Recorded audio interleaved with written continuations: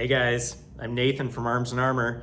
Today, I want to show you our German bastard sword. Look at the details. Stay tuned. So, this is one of my favorite swords that we make.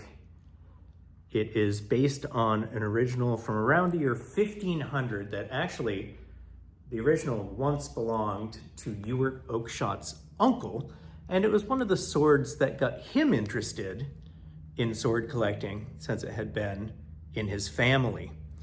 Today, we don't know where the original is, right? It is published, and if you take a look at the product page, you can see where. It's probably in a private collection, somewhere at this point hidden away. So this is in a very German style, right? Decoratively, you can see the roping on the quillins with this beautiful detail on the quillin ends.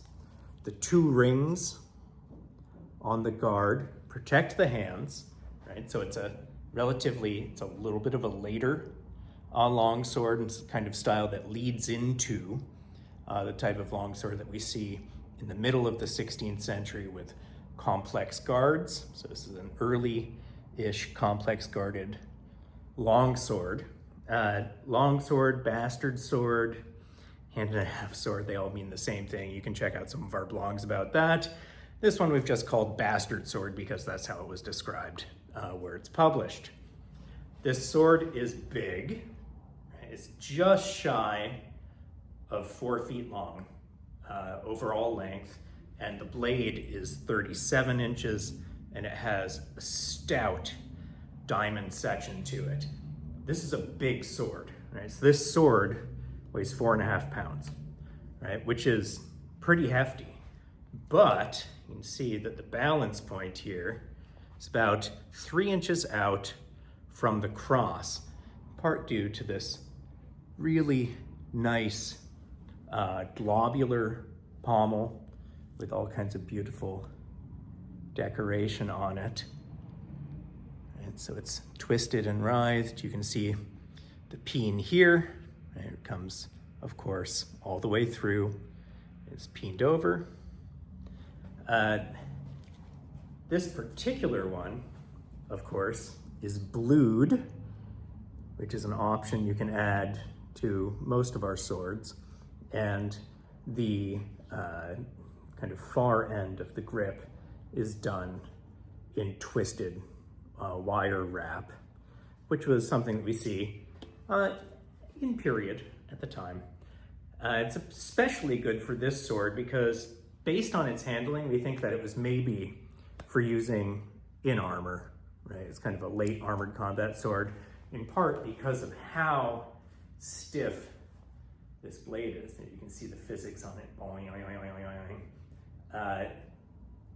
Despite its weight, it can be used in one hand readily. It really wants to move through the movements that were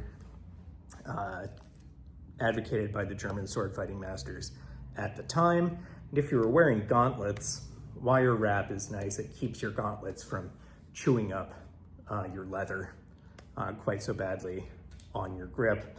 And it looks sexy. We have a central riser here, right below your hand, which hits you right on the kind of bottom of your palm, which is where on a single-handed sword, the pommel often hits you and it gives you leverage, right? So this riser right there on my hand makes this even easier to move.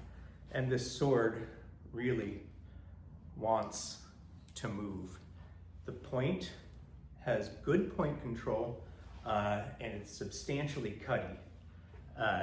Excellent sword for cutting tatami, for any kind of martial use. And of course, it is beautiful and gorgeous. So, check out our German bastard sword, and we'd be happy to make you one. Take care.